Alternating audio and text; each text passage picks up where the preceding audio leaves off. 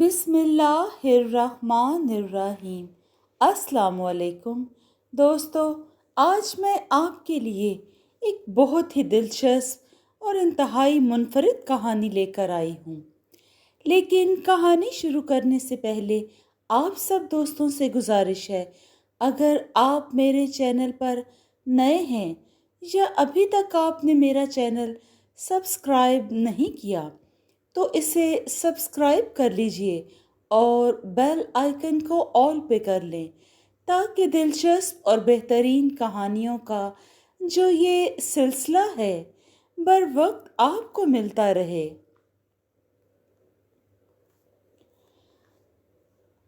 پہلی سزائے موت مجھے حکومت ایران نے 3 افراد کے قتل پر دی اور فیصلہ سننے کے 4 گھنٹے کے بعد ہی مزید 3 افراد کو قتل کر کے ایران سے افغانستان اور پھر وہاں سے انڈیا آ گیا۔ 1 سال تک میں نے کوئی واردات نہیں کی، لیکن 1 سال کے بعد مجھے ایسا محسوس ہوا جیسے میں شریف آدمی بنتا جا رہا ہوں۔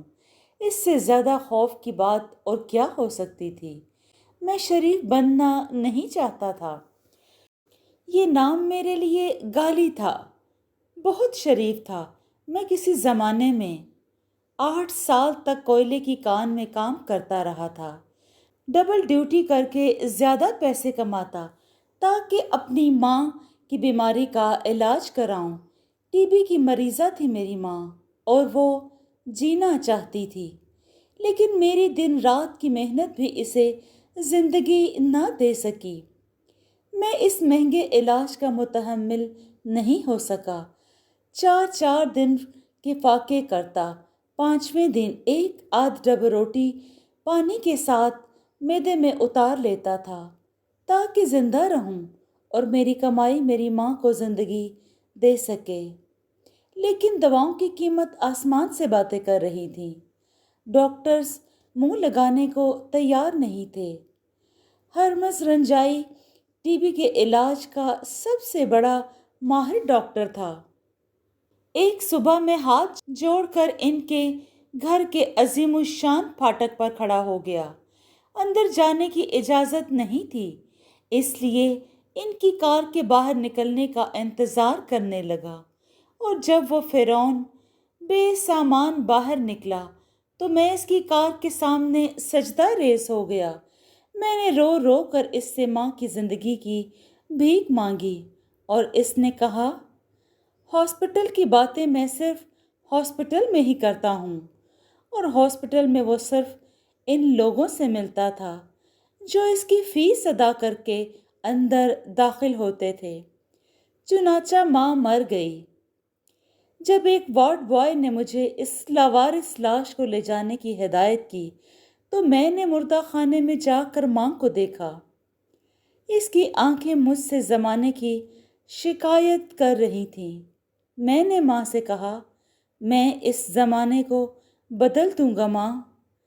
وہاں سے میں سیدھا ڈاکٹر ہرمز رنجتائی کے دفتر پہنچا اور اسے اطلاع دی، ڈاکٹر، میری ماں مر گئی۔ ڈاکٹر نے چونک کر مجھے دیکھا اور بولا، کون ہو تم جو بغیر اجازت کے اندر آ گئے ہو؟ چپڑاسی کہاں مر گیا ہے؟ کہیں دور نہیں ڈاکٹر، اس کی لاش دروازے پر پڑی ہے، میں نے جواب دیا۔ ڈاکٹر کے قریب بیٹھے ہوئے دوسرے ڈاکٹر نے گھبرا کر اٹھنے کی کوشش کی، لیکن میرے آہنی پنجے نے اسے اس کی جگہ پر بٹھا دیا۔ مجھے اندر جانے سے روک رہا تھا، مگر تم سے ملنا ضروری تھا ڈاکٹر، اس لیے میں نے اسے اس کے فرض سے سبکدوش کر دیا۔ میں نے بات پوری کی، کیا بکواس کر رہے ہو تم؟ کیا واقعی تم نے اسے ہلاک کر دیا ہے؟ ہرمز رنجتائی نے مدہوش لہجے میں کہا۔ ہاں ڈاکٹر، یقین کرو۔ کیسے مگر؟ بالکل ایسے۔ میں نے تیسری بار اپنی جگہ سے اٹھنے والے ڈاکٹر کے ساتھی ڈاکٹر کی گردن دبوچ لی۔ دوسرا ہاتھ بھی استعمال نہیں کیا تھا میں نے، کیونکہ لوگوں کے خیال کے مطابق میں 6 ہارس پاور کا تھا۔ ممکن ہے کچھ کم ہو، کیونکہ میں نے کبھی گھوڑوں سے طاقت آزمائی نہیں کی۔ اگر یہ بات میں ڈاکٹر ہرمس سے کہتا تو وہ ضرور تسلیم کر لیتا، کیونکہ دیکھتے ہی دیکھتے میرے شکنجے کی گرفت نے اس کے ساتھی کی زبان باہر نکال دی اور اس کی آنکھیں آدھے انچ باہر نکل گئیں۔ سنا ڈاکٹر، میری ماں مر گئی ہے، تم نے اس کا علاج نہیں کیا اور اب ساری دنیا کو مر جانا چاہیے۔ پوچھو کیسے؟ میں نے کہا اور ڈاکٹر کی زبان سے بے اختیار نکل گیا، کیسے؟ حالانکہ میں جانتا تھا کہ وہ کچھ اور بولنا چاہتا تھا، لیکن اس وقت میری ٹرانس میں تھا، اس لیے اس نے وہی کہا جو میں اس سے پوچھنا چاہتا تھا۔ تب میں نے آگے بڑھ کر اس کی گردن دبوچ لی، ایسے۔ لوگ میرے بدن پر جو کچھ ان کے ہاتھوں میں تھا مار رہے تھے، کرسیاں، گلدان، لکڑی، آرائشی سامان، لیکن ڈاکٹر کو اب کون بچا سکتا تھا؟ میں نے اس کی غلطی کا ازالہ کرنے کے لیے ماں کے پاس بھیج دیا۔ پولیس نے مجھے گرفتار کر لیا، مجسٹریٹ نے سزائے موت سنا دی، لیکن اتنی جلدی مرنے سے فائدہ؟ چنانچہ جب وہ لوگ فیصلہ سن کر مجھے جیل لے جانے لگے تو میں نے ان میں سے 3 کو قتل کر دیا اور اس کے بعد وہاں سے فرار ہو گیا۔ لیکن اس کے بعد میں ایران میں نہیں رکا تھا، کیونکہ جانتا تھا کہ شاہ کی پولیس میرا پیچھا نہیں چھوڑے گی۔ میری دوسری منزل افغانستان تھی، لیکن یہ جگہ مجھے پسند نہیں آئی اور افغانستان سے ہندوستان آ گیا اور وہاں 1 سال گزار دیا۔ پھر جب خیال آیا کہ میں نے اس دوران ہاتھ پر ہاتھ رکھ کر بیٹھنے کے سوا کچھ نہیں کیا، تو میں نے کچھ کرنے کا فیصلہ کر لیا۔ اس بار بھی ایک فرعون میرے ہاتھ سے مارا گیا۔ اس کا نام ہردوار پرساد تھا۔ ایک جاگیردار تھا اور اپنی جاگیر میں رہنے والوں کو کھیت کھلیان سمجھتا تھا۔ میں نے اسے کھیت کی طرح کاٹ کر رکھ دیا اور ساتھ ہی اس کے ایک بیٹے کو بھی، جو اس کا دست راست تھا، لیکن اس کمبخت کا ایک دست نہیں تھا، الٹے سیدھے بے شمار ہاتھ تھے۔ گولی نہ چلتی اور میری ٹانگ میں نہ لگتی تو میں صاف نکل گیا تھا، لیکن ایک ٹانگ سے بھاگنے کا مجھے کوئی تجربہ نہیں تھا، اس لیے پکڑا گیا اور شریمان مجسٹریٹ صاحب نے یہاں بھی وہی موت کا فیصلہ سنا دیا۔ یہ میری دوسری سزائے موت تھی، لیکن اصل موت ان 5 سنتریوں کی آئی جو میری کال کوٹڑی کے نگران تھے۔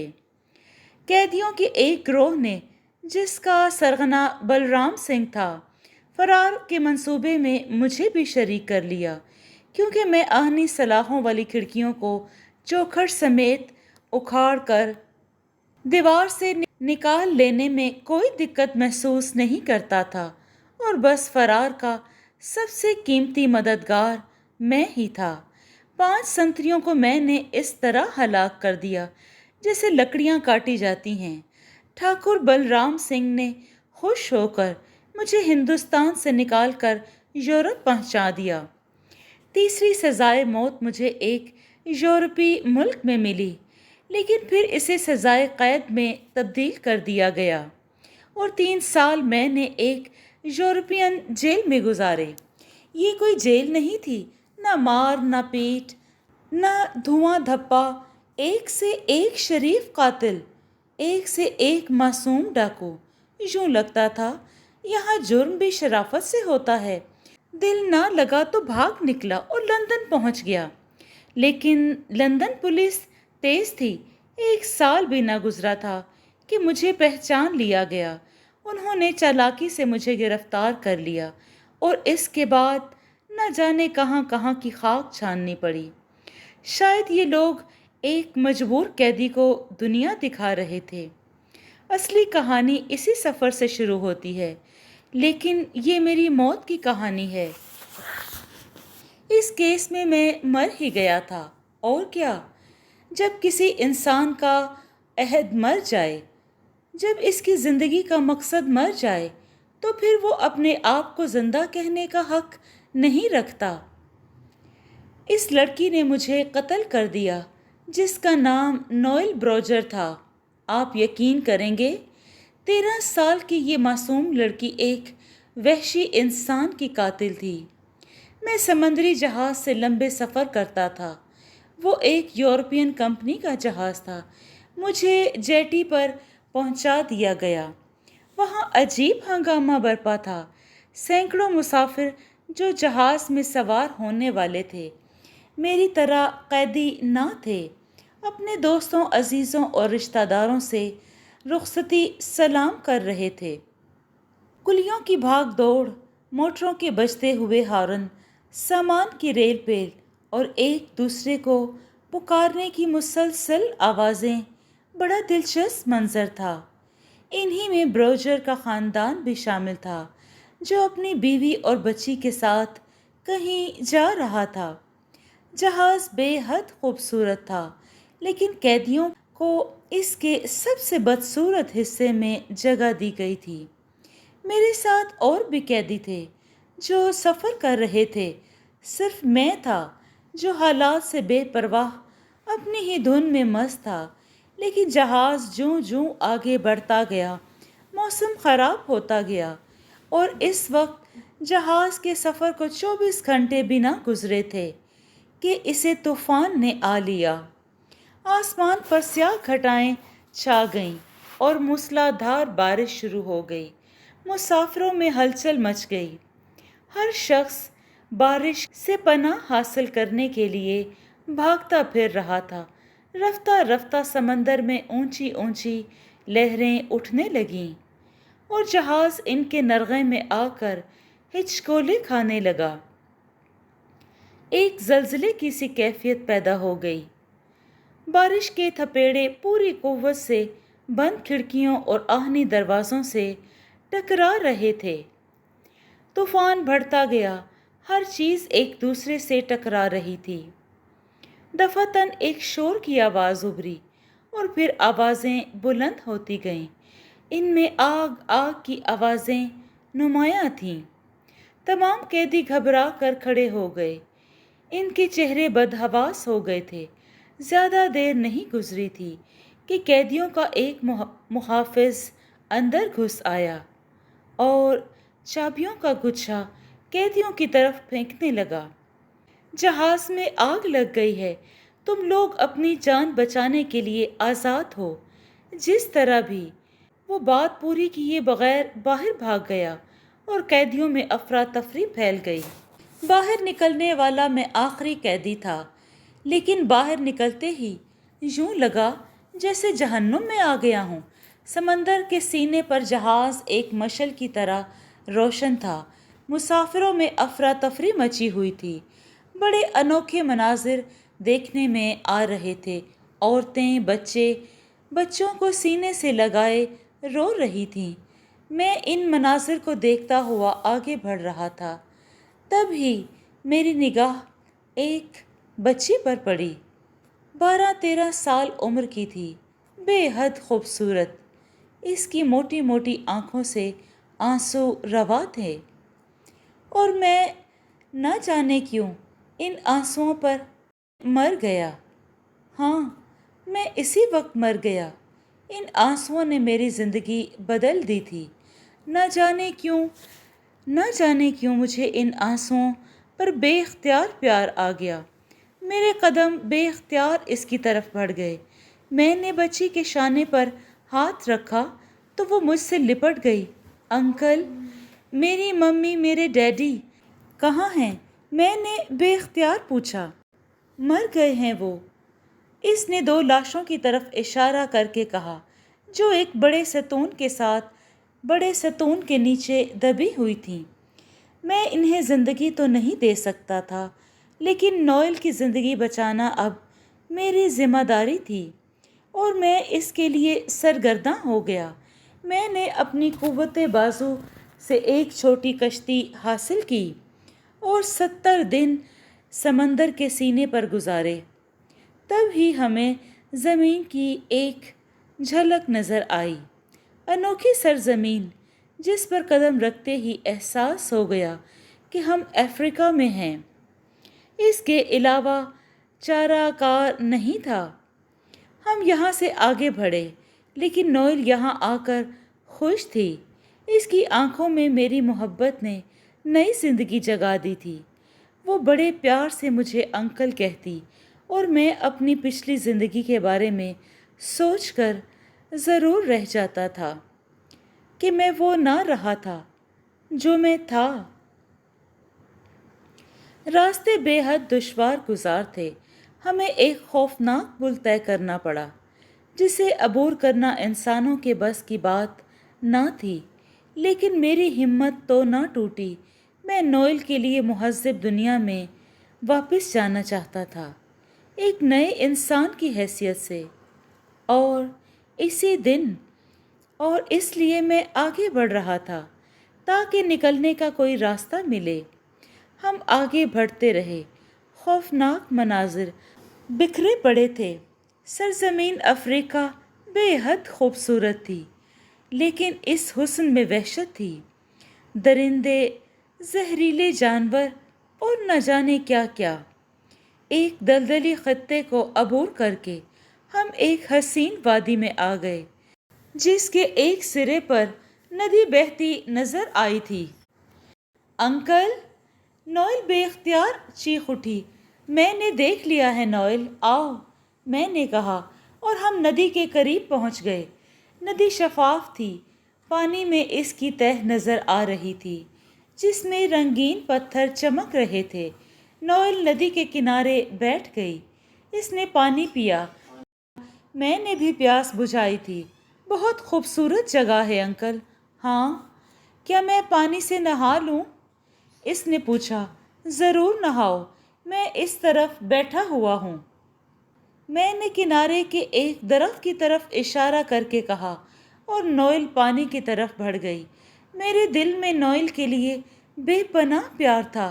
इस मासूम बच्ची ने मेरी ज़िंदगी का रुख ही बदल दिया था और अब मैं इसके मुस्तकबिल के लिए फ़िक्रमंद था। मेरी ख्वाहिश थी कि इसे मुहज़्ज़ब दुनिया में ले जाकर एक नई ज़िंदगी दूँ। नोएल किसी सुनहरी मछली की तरह नदी के शफाफ पानी में मचलती फिर रही थी। वो अब बेहद खुश थी और खुशी का इजहार कर रही थी। इसके चेहरे से जाहिर हो रहा था। इसके हुसैन बाल खुल गए और पानी में लहरा रहे थे। इस दौरान किनारे की तरफ एक दफ़ा भी जहन में ख्याल नहीं गया कि कोई एहसास ही नहीं हुआ था और ना ही इसकी ज़रूरत पेश आई थी। लेकिन यूं ही बेमकसद मैंने पानी में निगाहें डाली तो अचानक मुझे एहसास हुआ कि कुछ साए पानी की लहरों पर रक्सा हैं। मैं बेख्तियार चौंक पड़ा। तब मैंने किनारे की तरफ देखा और आंखें हैरत से खुली रह गईं। बेशुमार अफराद थे जिनके जिस्म को वो तो तवानाई से भरपूर, स्याह और चमकदार थे और इनके हाथों में लंबे लंबे नेज़े दबे हुए थे। स्याह चेहरों पर सफ़ेद आंखें बड़ी खूनख्वार लग रही थीं। जिस्म पर बराए नाम लिबास था और इनकी तादाद बेपनाह थी। नदी के किनारे वो दूर दूर तक फैले हुए थे। मैंने बेख्तियार पलटकर नदी के दूसरे किनारे की जानिब देखा और फिर मुझे हंसी आ गई। ये किनारा भी इन्हीं स्याह फामों से इसी तरह भरा हुआ था, गोया उन्होंने हमें दोनों एतराफ से घेर लिया था। नोएल की निगाह अभी इन पर नहीं पड़ी थी। अब वो नदी की शफाफ तह में से खूबसूरत पत्थर तलाश कर रही थी। कई पत्थर इसकी मुट्ठी में दबे हुए थे। पानी इतना पुरसुकून और आहिस्ता आहिस्ता बहने वाला था कि बदन को कोई कुव्वत नहीं सर्फ करना पड़ रही थी, जिसकी बिना पर नोएल का दिल शायद नदी से निकलने को नहीं चाह रहा था। میں نے نوئل کو آواز دی۔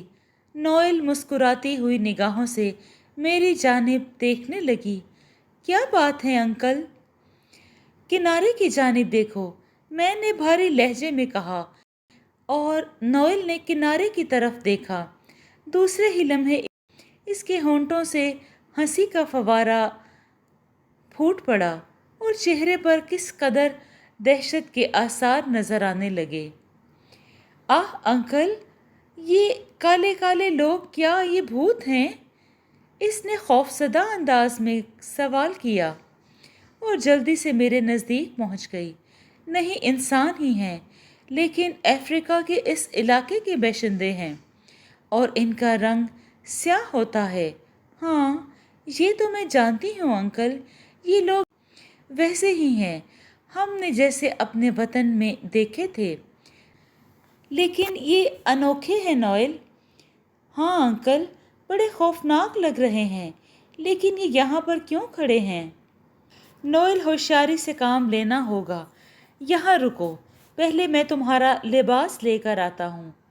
ارے ہاں انکل، میرے کپڑے انکل، نوئل نے دہشت زدہ لہجے میں کہا، اور میں اس کے سامنے تھپک کر آگے بڑھ گیا۔ جوں میں کنارے کے نزدیک پہنچتا جا رہا تھا، وہ لوگ ایک قدم پیچھے ہٹتے جا رہے تھے۔ لباس کنارے کے نزدیک ہی رکھا ہوا تھا۔ وہ لباس میں نے اٹھایا اور پلٹ پڑا۔ ان لوگوں نے کوئی تعرض نہیں کیا۔ تب میں نوئل کے نزدیک پہنچ گیا۔ لیکن انکل، میں پانی میں کپڑے کیسے پہنوں؟ بس کسی بھی طرح، مجبوری ہے بیٹا۔ یہ لوگ کسی نیک ارادے سے نہیں آئے، میں نے کہا۔ کیا مطلب انکل؟ کیا مطلب؟ نوئل ہکلائی۔ تم لباس پہنو نوئل، اس کے بعد جو ہوگا دیکھا جائے گا، میں نے کہا، اور نوئل نے بمشکل پانی کے اندر ہی لباس کو ٹھیک ٹھاک کیا۔ تب اس کا بازو پکڑ کر میں دوبارہ کنارے کی طرف بڑھنے لگا۔ وہ لوگ بالکل ساکت و جامد تھے، ان کی نگاہیں ہم دونوں پر جمی ہوئی تھیں، لیکن انداز بڑا عجیب سا تھا کہ جیسے وہ کوئی وحشیانہ کارروائی کرنا جانتے ہوں۔ لیکن کچھ نہ کچھ تو ہونا ہی تھا، ورنہ ان کے یہاں آنے کا مقصد اور کیا ہو سکتا ہے؟ لیکن وہ لوگ بالکل ساکت و جامد کھڑے تھے، ان کی نگاہیں ہم دونوں پر جمی ہوئی تھیں، لیکن انداز بڑا عجیب تھا۔ یوں لگتا تھا کہ جیسے وہ کوئی وحشیانہ کارروائی نہ کرنا چاہتے ہوں، لیکن کچھ نہ کچھ تو ہونا ہی تھا، ورنہ ان کے یہاں آنے کا مقصد کیا ہو سکتا تھا؟ میں کنارے پر پہنچ گیا اور نوئل کو میں نے اپنی پشت پر کر لیا۔ ان میں سے ایک آدمی، جو کسی قدر چھوٹے قد کا آدمی تھا لیکن چوڑے بدن کا مالک تھا، آگے بڑھ آیا اور اپنا نیزہ ہلا رہا تھا۔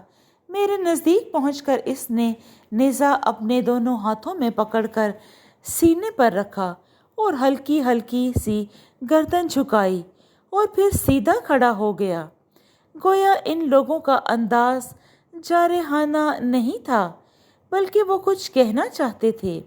میں نے اس سے پوچھا کہ وہ کون ہے؟ چند لمحات وہ میری طرف دیکھتا رہا۔ اس کے چہرے پر احترام کا تاثر تھا۔ پھر وہ آہستہ سے بڑبڑایا، ناقابل عبور راستوں سے آنے والے سردار، زمبا نے اپنے علم و عقل سے تجھے ناقابل عبور پل طے کرتے ہوئے دیکھ لیا تھا، جس پر سے گزرنے کا تصور صرف دیوی اور دیوتا کر سکتے ہیں، اور عام لوگ اس کے نزدیک جانے کی بھی ہمت نہیں کرتے۔ سردار زمبا نے بھیجا ہے اور کہا ہے اس نوجوان کو لے آؤ، لیکن اس کے عزت اور احترام میں کوئی کمی نہیں آنی چاہیے۔ بلکہ وہ کچھ کہنا چاہتے تھے۔ چند لمحات وہ میری جانب دیکھتا رہا۔ اس کے چہرے پر احترام کا تاثر تھا۔ میں تمہارے ساتھ چلنے کو تیار ہوں، میں نے جواب دیا۔ اس نے چیخ کر اپنے ساتھیوں کو میرے متعلق اطلاع دی اور وہ سب میرے گرد جمع ہونے لگے۔